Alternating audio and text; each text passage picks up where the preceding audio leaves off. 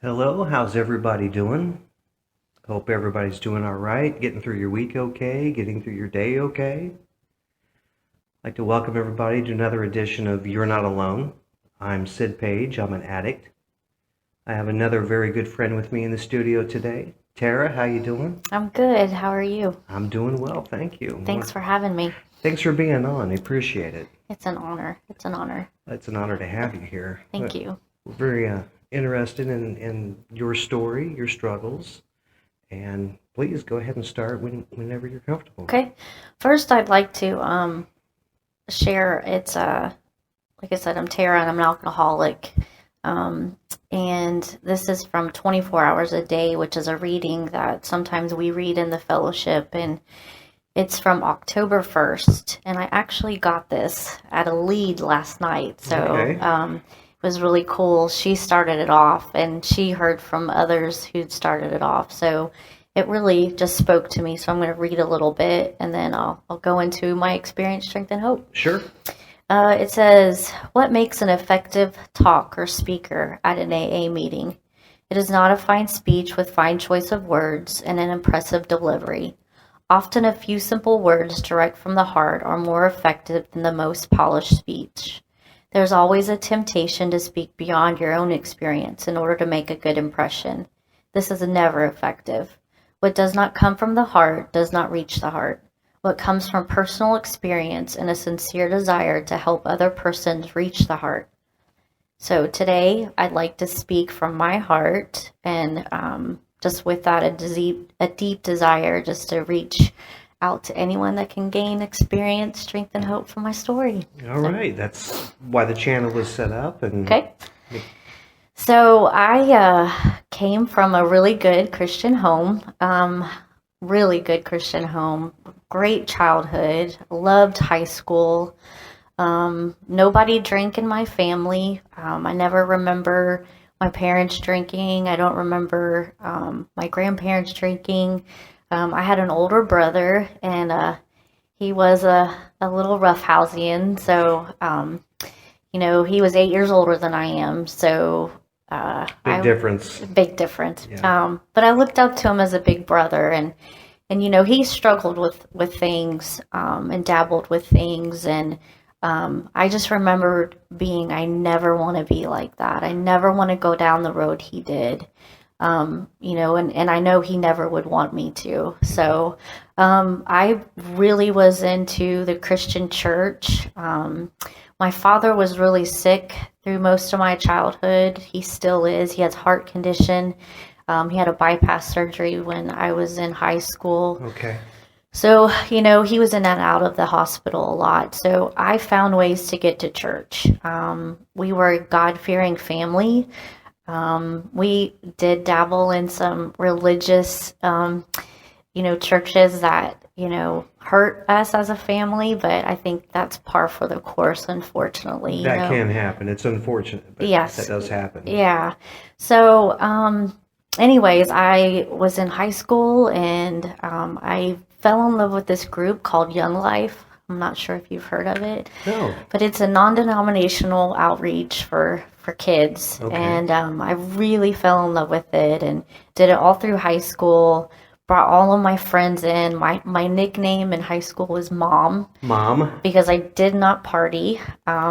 My friends did, and I was the one that drove them around, or Okay, the yeah, DD. I was, yes, or the one they called when they were in a bind, and but yeah, I was Mom, and I loved it. I became a freshman at Ball State University, and I decided to join a sorority. Okay. Yeah, and that independence really got to me. I did start drinking socially, Mm-hmm. and at Ball State, actually, and I had fun. I enjoyed it. Mm-hmm. I enjoyed drinking, and I was just a social butterfly. Okay. I had a nickname. Baby Turtle Mac was my nickname. Baby Turtle. You went from Mom to Baby Turtle Mac. Okay. It's that independence, Uh-huh. You get out there and free will, right? Right.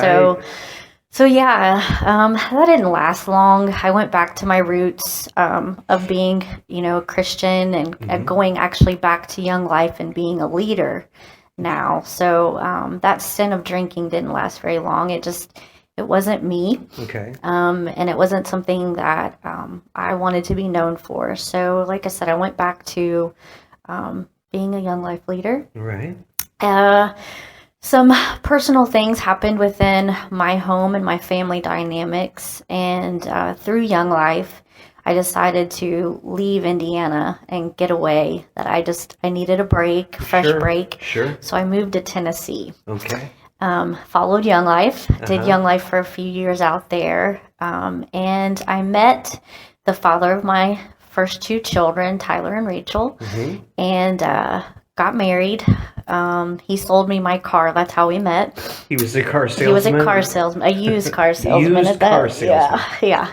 So, anyways, fell in love, and had two kids. And that relationship had red flags from the start. Okay. It was not a good relationship. It was very abusive. I was in a very domestic abuse relationship. It got worse after his father died. And here I am finishing school, working full time, and having two beautiful children, and in this abusive relationship, and it was too much. So I went back to alcohol. Okay. It sounds like you were spread really thin. Yeah. And very stressed out. Yeah. And in an emotional situation. Very much so. Emotional, mental, physical. Yeah, all of it. So I learned to cope. That was my coping, was alcohol. Okay. And I did that for a couple of years. I drank, and then just was really, dug into that relationship. I didn't really believe in divorce. Right. I didn't want to divorce. I never did either. Yes. Yeah. It was really, really hard. So I wanted to make it work as much as I could, but it just, again, it wasn't going the way I wanted it to, and my drinking got worse and worse and worse. Okay. So much so that I couldn't go a day without it. I remember praying every night, God, please let today be the last day. But the moment I got up in the morning, I'd have the shakes, all that stuff. So you were physically addicted. I was physically addicted, coping, and it didn't take long. Like I said, it was a couple years, and I really became physically dependent on it. Okay. It did affect my job. I was a teacher. I drank before work. I did not drink during work, but I drank immediately when I got home. That's how I was. Yes. Yeah. And again, it just, it took over, and I was asked to resign. Okay. That's how bad it got. Very painful moment, I'm sure. Very, very painful. And a little bit of a wake-up call. I knew I couldn't stop drinking by myself. I was after I was, kind of, I guess it was resigned. So, but it was still like in a, where they basically, they're going to come ask you back if you've gone through any kind of recovery, that kind of thing. So, okay, so it had a condition to the resignation. Yes. So, with that, although I was not paid for the leave for a couple weeks until they had the hearing, I couldn't stop, and I drank more and more and more to where I don't remember. It was a total blackout for probably a couple weeks. Okay. And my husband at the time, he called my parents to come get my kids, and they put me in treatment. Okay. I went to an amazing treatment at Cumberland Heights in Nashville, Tennessee, and I did 14 days. Insurance kicked in and then kicked me out. So as it usually sometimes does. And I was scared to death to come home because of the relationship I was still in. Okay. But I was in a good place, and he seemed to want to make things right. So I came home. About a week later, he picked up my drink of choice. And I still remained sober. I went to 90 meetings in 90 days. Okay. Sometimes multiple meetings during the day. I had a good regimen for me that worked. Got the kids ready for school, went to a meeting, came home, ate lunch, went to a meeting, got the kids off the bus, went back to a meeting. That usually was my way of, like I said, staying away from him. And my kids came with me to the meetings. So I think they were 9 and 6. So they were young, brought up in AA. At this point, is it more to stay away from home, or were you really seeking out? It was both. It was both. It was definitely both. I really was seeking to stay sober. I knew I couldn't go back, and I didn't want to for the sake of my children. One day, though, he still was abusive, and he went on a binge, and he got very physical. And the kids actually ran over to the neighbors and called the cops. And at that moment, I had a moment of God's grace, I think, as he did so many times. I never had a DUI or anything like that, so very fortunate. But I had an epiphany, if you will, and I know it was God. He basically looked at me and spoke to me through my children, and he was like, do you want Tyler to become this man? And do you want Rachel to marry someone like this man? So I ended the relationship. I moved back home to Indiana, and I stayed sober for 9 years. 9 years. 9 years. Came back. God opened up plenty of doors for me since I moved back. That was in 2012. I moved back to Indiana. Yeah, I'm not really good on timeline, so I apologize. You're fine. It's the story. Yeah. So in 2012, I came back to Indiana. I didn't date or anything for 2 years after the divorce.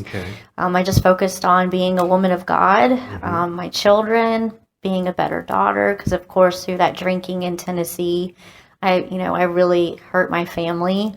They worried about me, and there was nothing they could do, so I really worked on being the best version of myself. So that's often needed.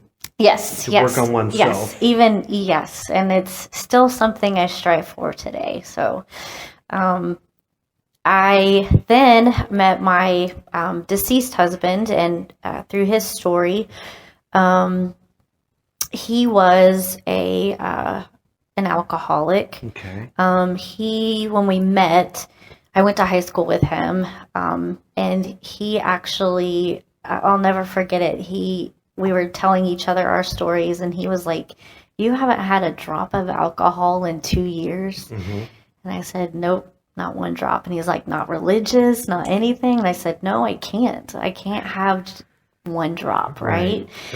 So that really spoke to him. We started dating.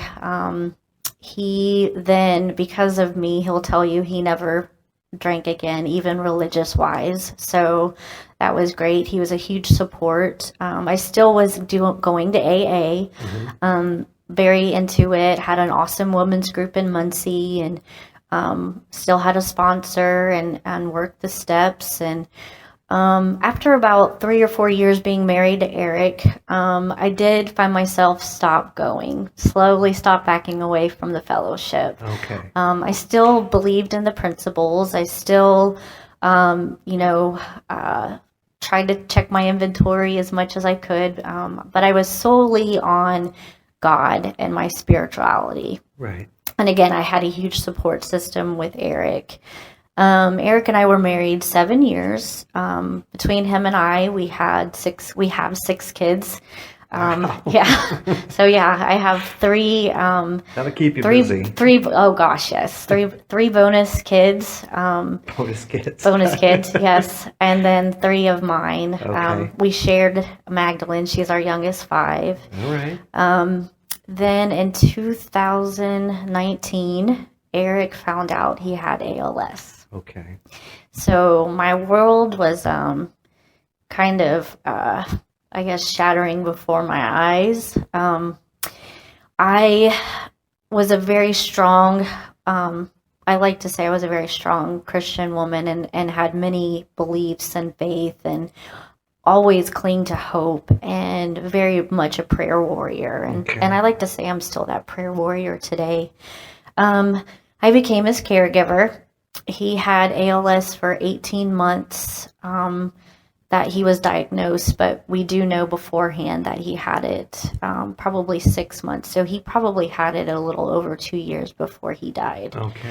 So he died in February of 2021. So it's just been a little over a year. He was, like I said, my balance, my spiritual confidant. In the Bible it says, a man and woman should be equally yoked, and we were. And like I said, it was an amazing relationship. Very fortunate, very grateful to have been his wife. Yes. So, and the mother of his children. He was very fortunate to have you. Oh, thank you. In his Thank life you. to care and support him during that. Yeah. It was, like I said, it was good. So he passed away February of 2021. Okay. And, it was a big blur, lots of numbness. I maintained for a couple months, but then found myself exactly a year ago in April. So we're in April right now. Right. I don't know why, but I decided I was going to try again. Okay. So I went out to the liquor store and bought a bottle of wine and, relapsed. Okay. So I do know now why I did, but then when people ask me, like, what made you decide? I couldn't tell them. I don't know. I just decided I would try again. Made a choice and went with it, right? Exactly. Right. So I wasn't out long. It was about a month and a half. So the end of April, and then the 1st of June, I put myself in a detox center. Okay. So yeah, I did detox. During that month and a half was crazy though. I have a 19-year-old son that was stayed with me. He's in college now, but it was his senior year. 16-year-old, 5-year-old, and then my bonus son who was 9. So I had 4 kids at home. And those 2 oldest kids that were with me at AA meetings, they knew mom was up they to saw no good. The signs, didn't they? They did. Yeah. They did. In fact, one of my mentors that I look up to so much, who's in the fellowship, our daughters are good friends. He even reached out. I think he knew before my family did that I was back at it. So it got really bad really quick. Okay. Blackouts. Drank to blackout. Yeah. I mean, it's like, I can't, it is no lie when they say you pick up where you left off. Really? I'm proof. Okay. Yes. Okay. I picked up where I left off.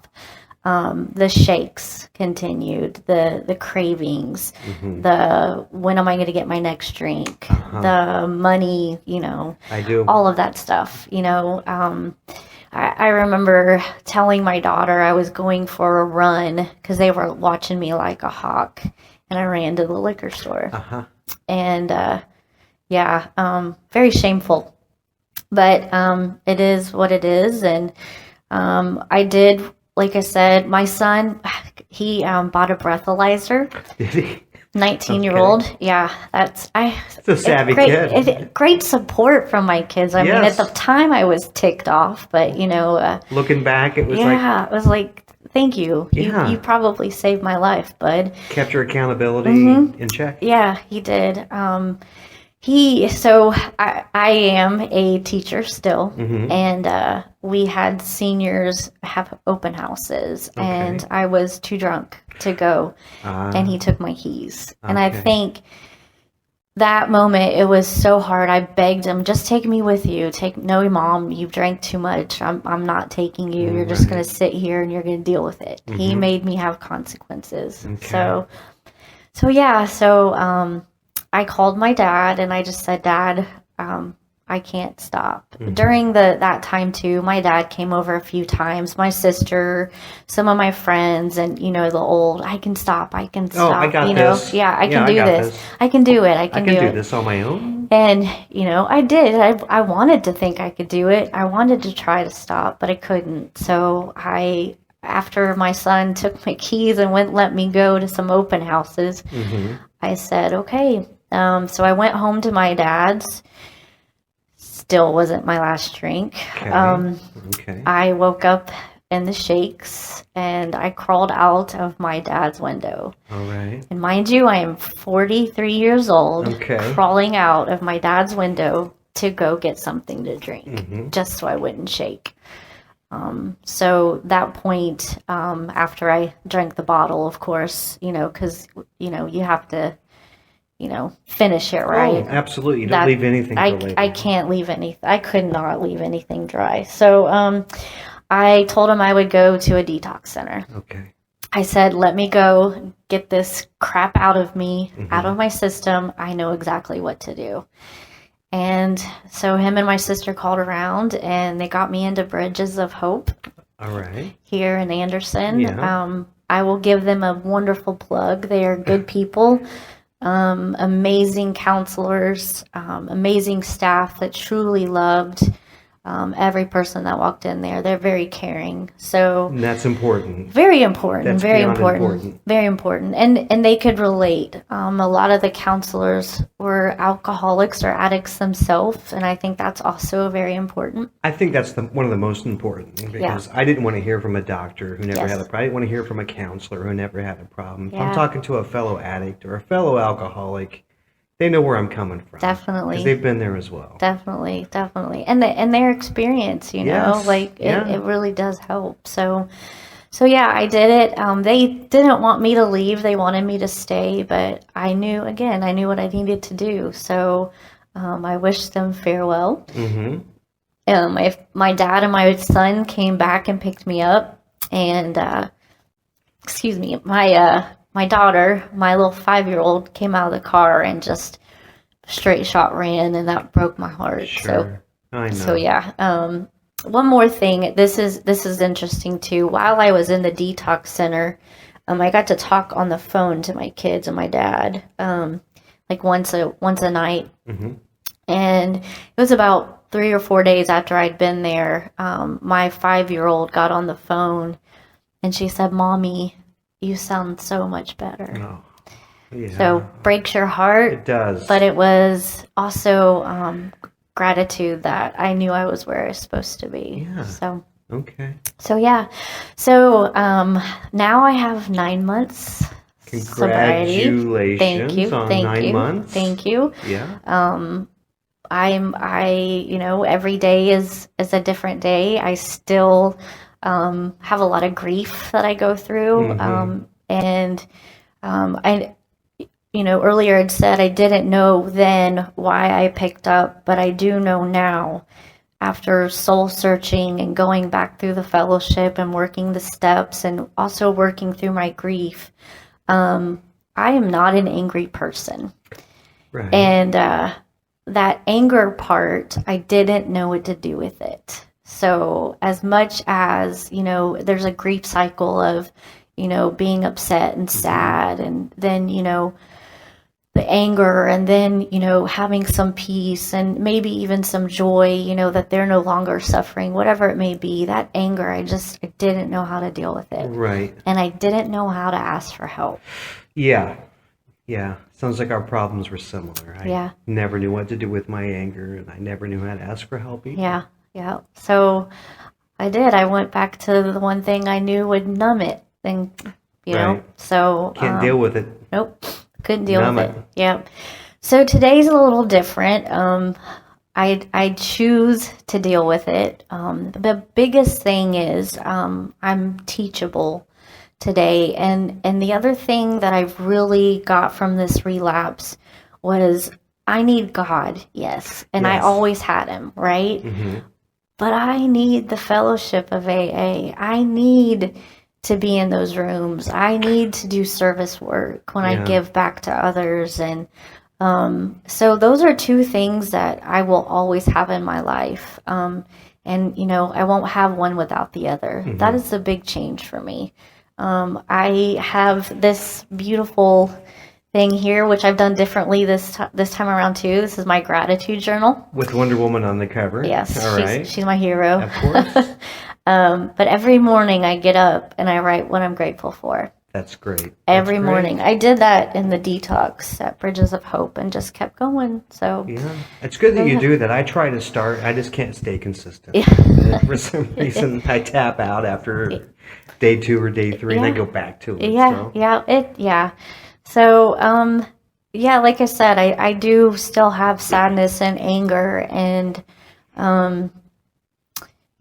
crying fits and depression and, Sure. anxiety. But I know that I don't want to go back to where I was. Mm-hmm. My worst day sober, is better than any of my best drunks, right? So It's good to hear you say that because not lately, but periodically, I go through my bad days, my depression, feelings of hopelessness, or it's not going to get any better from where I'm at right now.